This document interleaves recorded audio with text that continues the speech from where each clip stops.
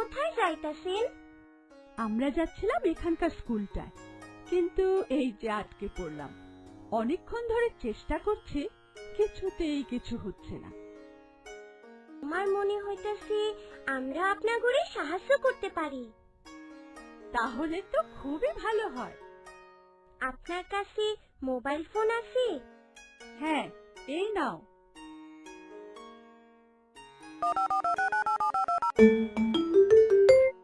কে? মিনা? চাচা, আপনার গাড়িটা কি সাথে আছে? আমি বাড়ি থাইকা মাত্র বাইর হইলাম। বিরু চাচারে পাওয়া গেছে। নরম মাটিতে এবার ঠিক আছে। আমার ট্রাক্টরটা খুবই পালুয়ান। তোমাদের অনেক ধন্যবাদ। তোমরা নিশ্চয় স্কুলে যাচ্ছ, আমরাও সেখানেই যাচ্ছি। চলো একসাথে যাই।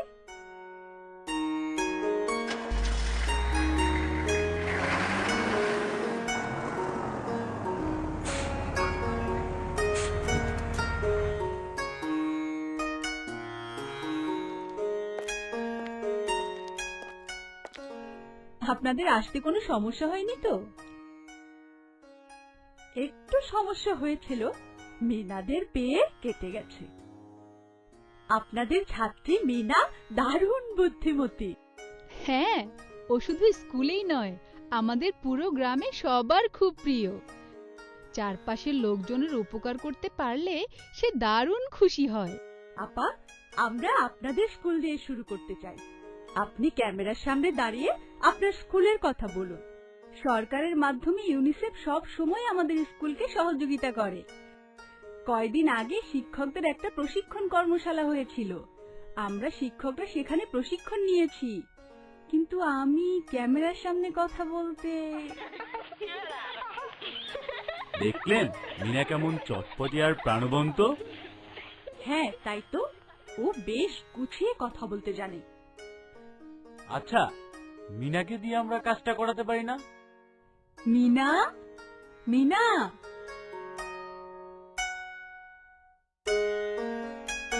মিনা, ওনারা চাচ্ছেন তুমি ওনাদের কাজে সাহায্য করো। এসো, আমরা তোমাকে বুঝিয়ে দিচ্ছি। ধীরে ধীরে স্ক্রিপ্ট দেখে নাও। হ্যাঁ, বাংলাদেশে ইউনিসেফ যে কয়টা বিষয় নিয়ে কাজ করতেছে, প্রাথমিক শিক্ষা তার মধ্যে বেশ গুরুত্বপূর্ণ। বাংলাদেশ সরকারের সহযোগী হিসাবে পাঠ্যপুস্তক, শিক্ষক প্রশিক্ষণ, স্থানীয় জনগণকে উদ্বুদ্ধকরণ, অবকাঠামো তৈরি সহ আরো বেশ কিছু কাজ সফলভাবে চালাইয়া যাইতাছে। প্রাথমিক শিক্ষার গুণগত মান পরিবর্তনে এইগুলা দারুণ কাজে দিতাছে। লেখাপড়ায় মাইয়া শিশুগো অংশগ্রহণও বাইরা গেছে। কাট। বাহ মিনা, তুমি অনেক ভালো করেছো।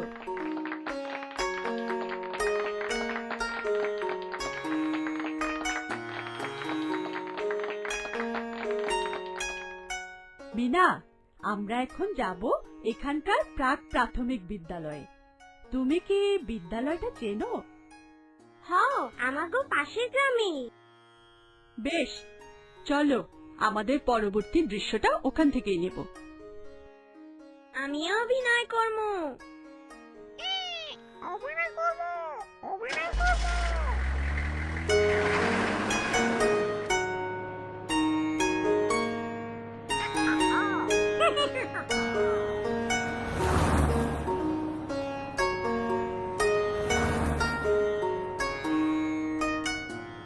আমাদের দেশে কাজ করতে ইউনিসেফ প্রথম অফিস খুলে ব্যাংককে। সেটা আজ থেকে 60 বছরেরও বেশি সময় আগে। ব্যাংকক? এটা আবার কোন জায়গায়? এটা আমাদের এই অঞ্চলের একটা দেশ, থাইল্যান্ডের রাজধানী। দ্বিতীয় বিশ্বযুদ্ধের পরে সারা পৃথিবীর মতো আমাদের দেশেও মানুষের খুব দুরবস্থা।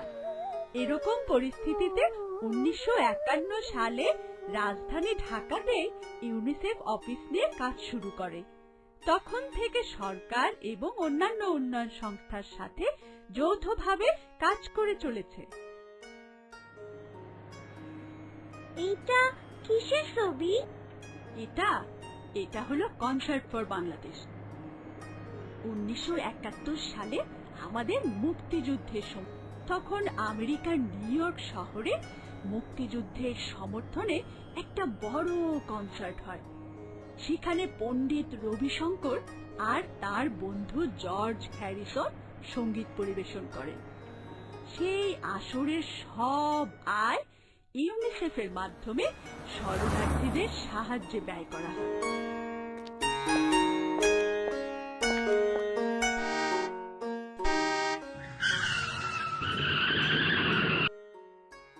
ও না!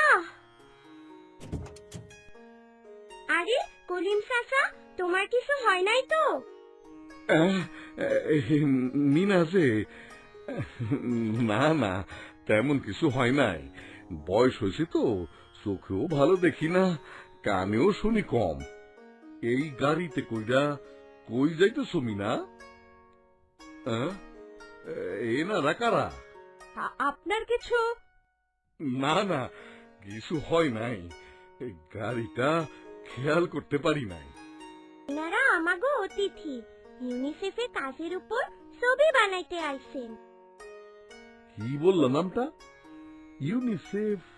ইউনিসেফ হুনসি মনে হইতাছে।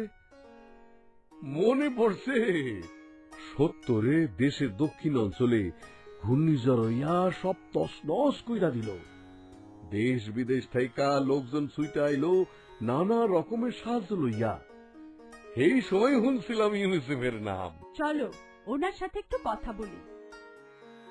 সাইক্লোনে কি হয়েছিল চাচা?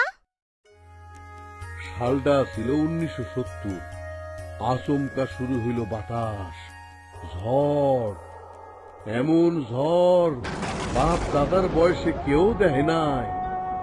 চোখের পলকে সবকিছু তছনছ হইয়া যাইতে লাগলো।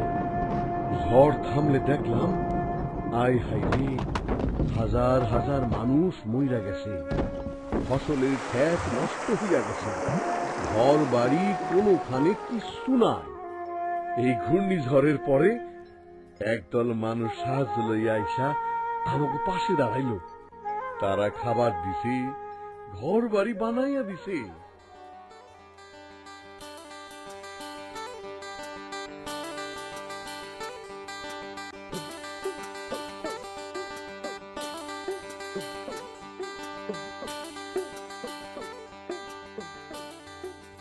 আমাদের সব প্রাকৃতিক দুর্যোগে ইউনিসেফকে আমরা পাশে পাই।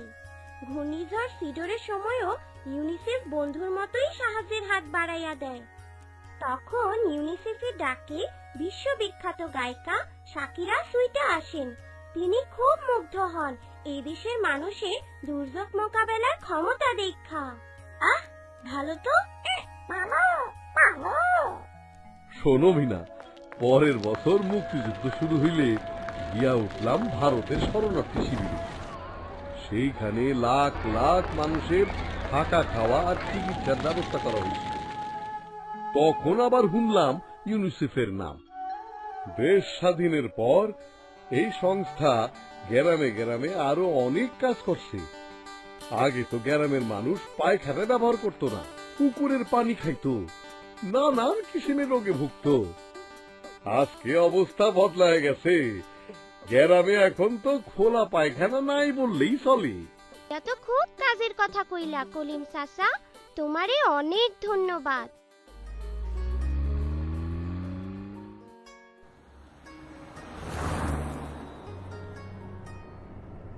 আমার পিপাসা পাইছে, বোতলের পানি শেষ। সামনেই টিউবওয়েল পাওয়া যাইব।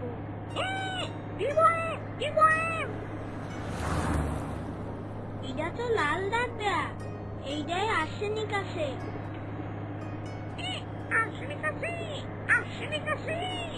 সামনেই সবুজ দাগ দেওয়া আর্সেনিক মুক্ত কল আছে। ধৈর্য ধরো রাজু।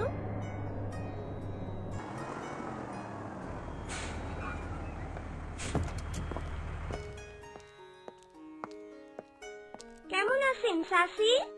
হ্যাঁ মিনা, ভালো আছি। সাগরে লইয়া কই যাও?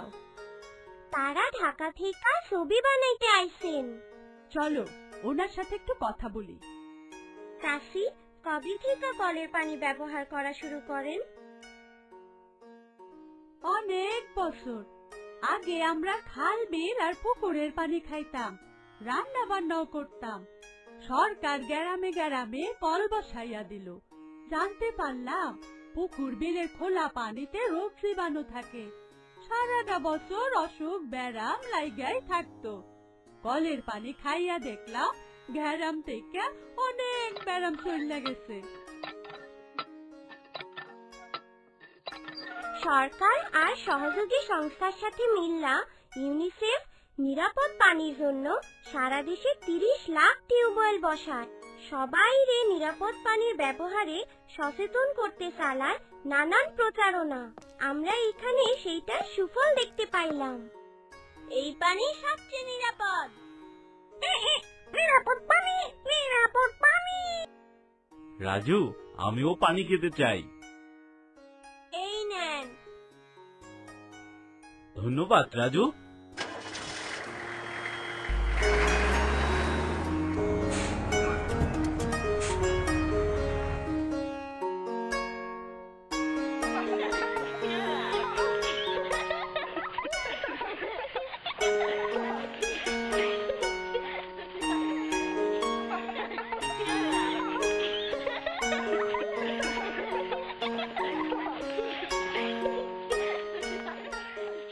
স্কুলের আগে বাচ্চাগো পড়ালেখার সাথে যোগাযোগ ঘটানোর লাইগা ইউনিসেফ গইরা তুলছে আর্লি লার্নিং সেন্টার।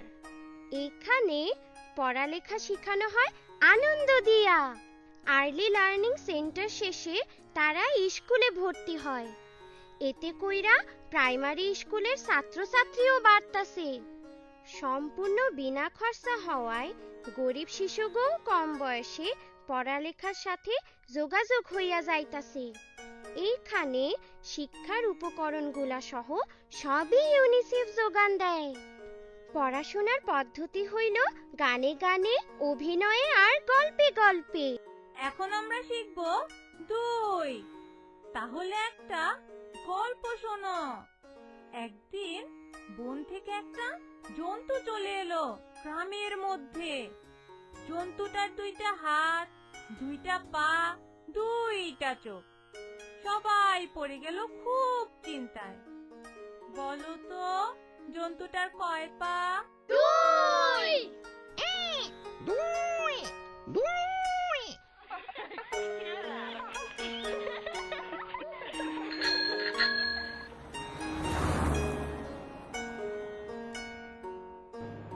ইউনিসেফ 1995 সালে MICS 1 নামে একটা আন্তর্জাতিক জরিপ পরিচালনা করে, যেখানে বাংলাদেশও অংশ নেয়। এর মাধ্যমে আমাদের দেশের নারী ও শিশুদের সমস্যাগুলো সহ আসল অবস্থাটা উঠে আসে। মিনা, আমরা একটু চা খেতে চাই। হ্যাঁ, চার দোকান একটু সামনে।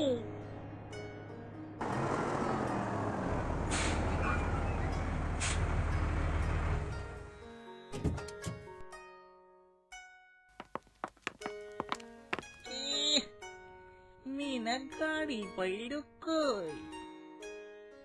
তোমার লগে এ নারা কারা মিনা?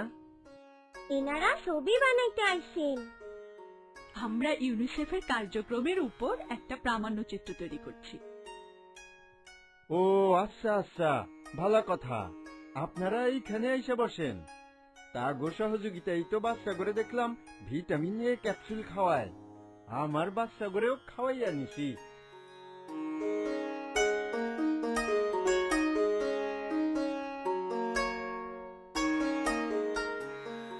চাচা, আমাগো অতিথিরা চা খাইবেন। সাথে কিছু নাড়ুও দিয়ে দেই। ভিটামিন এ ক্যাপসুলের কথা কইতেছিলেন। Vitamin A, vitamin A. আমি আগে এইসব জানতাম না, একদিন রেডিওতে শুনলাম। পরে স্বাস্থ্যকর্মীরা কইল বাচ্চাদের জন্য এই ক্যাপসুল খুবই জরুরি। এইটা হাম, ডায়রিয়া, শ্বাসকষ্ট আর রাত কানা রোগ দূর করে। আমার প্রথম বাচ্চাটারে খাওয়াইছি, সামনে আবারও ক্যাম্পেইন শুরু হইলে ছোট বাচ্চাটারও খাওয়াইতে হইব। সাবান নাই দেখতেছি। তোরে লইয়া আর পারতাছি না, সাবানটা শেষ হইয়া গেছে, তাও খেয়াল করবি না। আয় আয় এদিকে আয়, কান্ডা ধইরা টাইনা দে। এইটা আপনি কি করতেছেন? এইটুকু একটা শিশুরে খাটাইতেছেন, তার উপর তারে আবার বকাঝকা করতেছেন, মারতে চাইতেছেন। বলে গো না মারলে এরা মানুষ হইব কেমনে? এটা ঠিক না।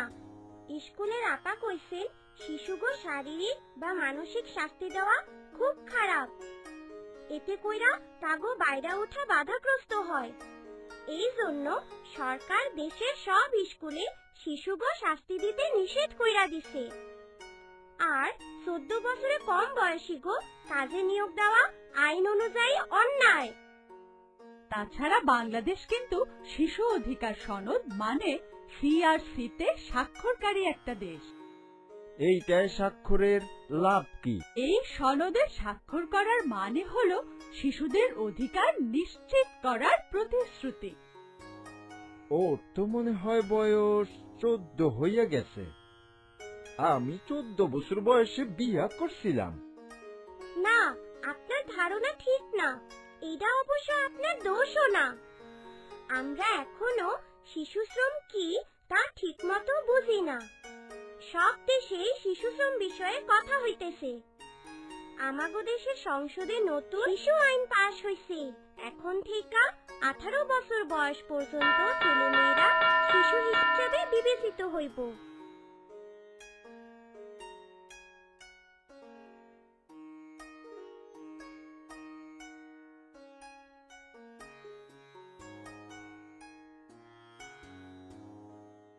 হ্যাঁ হ্যাঁ, বুঝতে পারছি। এই ল সাবান।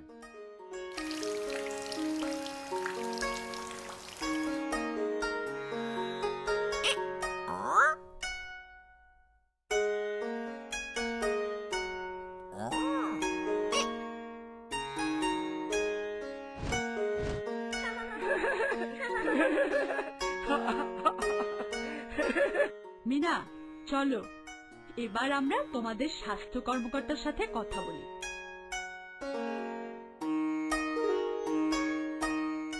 বাহ, স্বাস্থ্য কমপ্লেক্স দেখছি ইউনিয়ন পরিষদের পাশেই। যাক, আমাদের কিছুটা সময় বাঁচলো। এরপরে আমরা ইউনিয়ন পরিষদে যেতাম।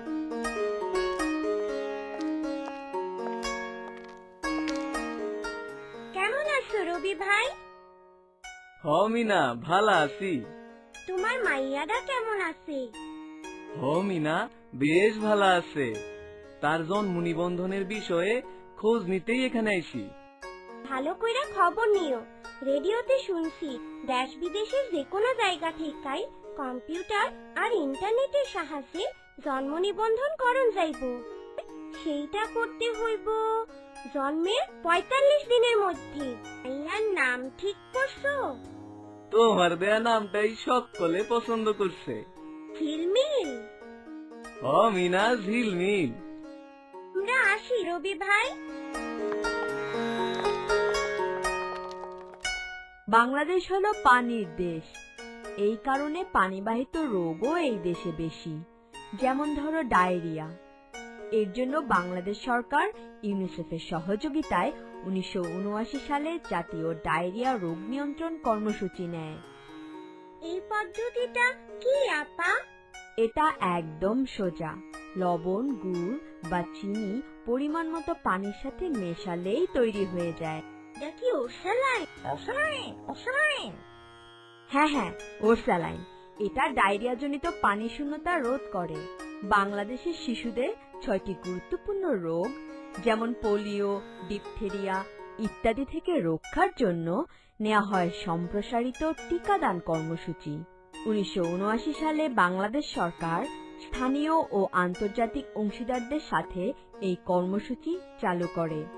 1 দশকেরও কম সময়ের মধ্যে দেখা যায় টিকা নেওয়া 1 বছরের শিশুদের সংখ্যা উল্লেখযোগ্য হারে বেড়ে যায়। তখন দেশ বিদেশের গুণীজনরা পর্যন্ত এই কাজে উৎসাহ দিতে আসেন। ক্রিকেট খেলোয়াড় ইমরান খান, নায়িকা শাবানা, ববিতা, অড্রে হেপবার্ন, উনারা সবাই এই টিকাদান কর্মসূচিতে অংশ নেন। তাছাড়া প্রতি বছর হাম রোগে আমাদের দেশে অনেক শিশু মারা যায়। এর জন্য 2006 সালে ইউনিসেফের সহযোগিতায় সরকার হাম প্রতিরোধে পদক্ষেপ নেয়। এইটা বললাম রোগের কথা। এছাড়া প্রতি বছর গ্রামে গঞ্জে প্রায় 18,000 শিশু পানিতে ডুবে মারা যায়। অসুখ বিসুখের চাইতে কম না। বন্যার পানি, পুকুর, খাল, বিল, নদী সবখানেই পানি। ছোট বয়স থেকেই তাই শিশুদের সাঁতার জানা দরকার। এইখানে একটা শিশুকে সাঁতার শেখানোর প্রকল্প চলতেছে, আপনারা চাইলে সেটা দেখতে পারেন।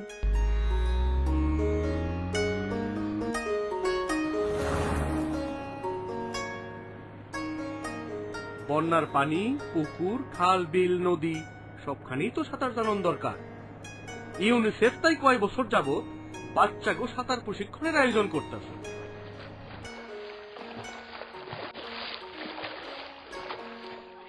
আসসালামু আলাইকুম চেয়ারম্যান সাহেব। ওয়ালাইকুম সালাম। দেহ কাদেরকে লই আইছি? এখানে আমরা দেখতে পাইতেছি শিশুরা মনের আনন্দে সাঁতার শিখতেছে।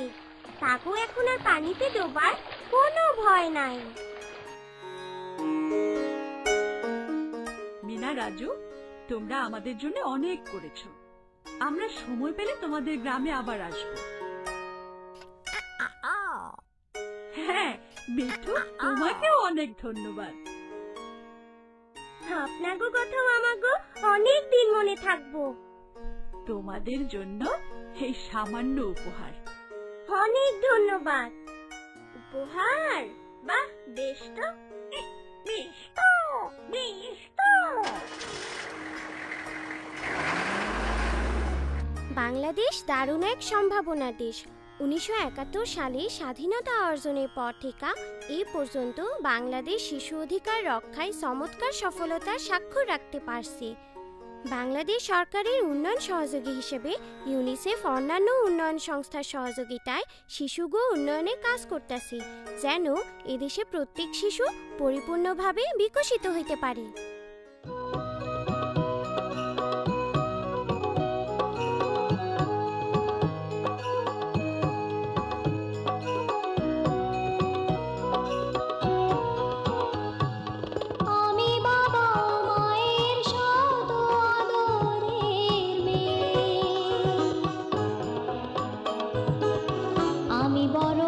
সকলের ভালোবাসা নিয়ে আমার দু চোখে অনেক স্বপ্ন থাকে। আমি পড়ালেখা শিখতে চাই। আমি বাবা মায়ের সদ আদরের মেয়ে। যদি চার দেয়ালের মাঝে কাটে সারা জীবন, তাহলে থাকবো শুধু বোঝা হয়ে। শিক্ষা